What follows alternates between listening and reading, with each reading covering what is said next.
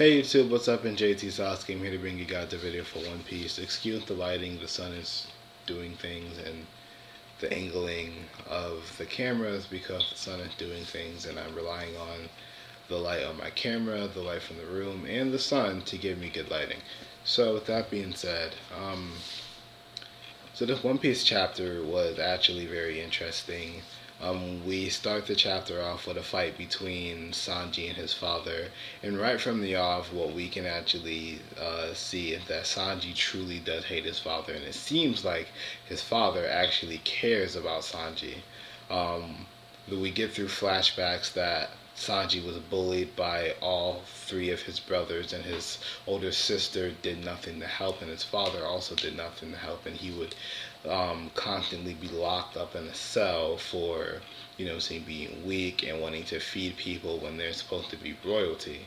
And he would always get bullied because he would always want to feed those who have less than them. And there was a common philosophy among his family that royalty don't feed the less fortunate. But Sanji's always had a passion for cooking. It's always had a passion for helping the less fortunate and feeding the less fortunate, which is why when we see Sanji later in life during the beginning of One Piece, we see that he feeds that guy even though he doesn't have any money.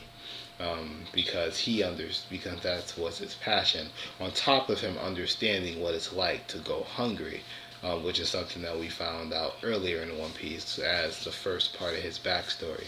So right from the off, his family is terrible people. I don't like his family. They're assholes and they make me angry just because I don't like mean people. And I feel like that's good because that's how you should feel towards these people. If you feel like these people are cool, then you are, I don't know, weird maybe, or you're just like asshole characters, which a lot of people do. Um, but we get a fight between Sanji and his father, and this fight is more or less equal. Um, Sanji was at a disadvantage a couple times. He did a kick, and his dad used technology to give him a boost, which allowed him to grab Sanji's leg and throw him into the ground. But that was just one time. But Sanji was able to fight his dad on par for the most part. His dad, who had previously thought that Sanji was a weakling, even expressed the fact that he was surprised that Sanji was able to use Armament Haki. Um, to which I don't understand why he would be so surprised, because there's no way that he would have made it this far without being able to use at least Perception Haki. But that just goes to show that he really thinks that his son is a weakling. And his sister is also surprised that Sanji is as strong as he is. We get some commentary from his dad saying that why don't you pick up that sword? I've taught you how to use your hands and how to use a sword. And Sanji's like, I use my hands for cooking. I will never use them for fighting. That's why I use my legs. To which his sister responded that he's a beast, to which Sanji is a beast. Ultimately, Sanji ends up losing this fight, which I don't like. And excuse, that's my little sister in the background. But ultimately, Sanji ends up losing this fight, which I don't like because Sanji should have won that.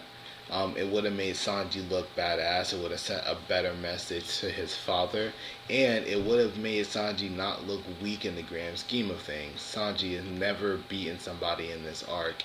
He got beat by Doflamingo. I believe he struggled against Virgo, although because Virgo did crack his leg, although he was fighting on par with Virgo. Virgo did, fracture the bones in his leg and stuff like that. So he needed a win, but he didn't. And the only reason he lost is because Sanji was too good of a person to kick that guy out the way and counteract his father's spear. So there's that.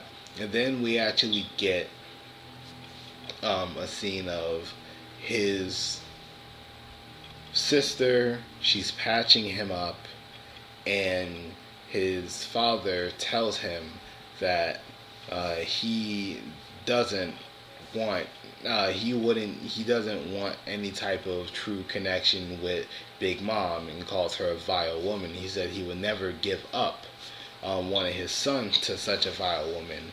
However, he realizes that he does have an extra one lying around, so he offered up Sanji. Sanji is nothing more than a means to an end to gain Big Mom forces so they can take back the North Blue. And he says that he still doesn't consider Sanji his son, so that all that "you're my son" bullshit was a lie. And we actually get to see Reiji. She puts handcuffs on Sanji and says that now they will explode if he tries to leave the island. So if he leaves the island, then goodbye hands, no more cooking. So the only way to get those handcuffs off is to get the key from Big Mom. So that's already right there. That guarantees that Luffy is going to have to fight Big Mom. That's pretty much where the chapter ends. It was a great chapter. I really enjoyed it. There's going to be conflict between Luffy and Big Mom. I don't think they're going to take out Big Mom. I think they're going to escape and they're going to handle Big Mom later. But I do think that there is going to be confrontation. Matter of fact, there's most definitely going to be confrontation between Luffy and Big Mom. And I can't wait to see it. This is definitely Enies Lobby 2.0, just without the rest of the crew. So yeah, comment down below. Let me know what you guys thought about the chapter. Let me know what you guys thought about any of the brief things that I had to say. And subscribe to my channel for more One Piece content, alright? Peace.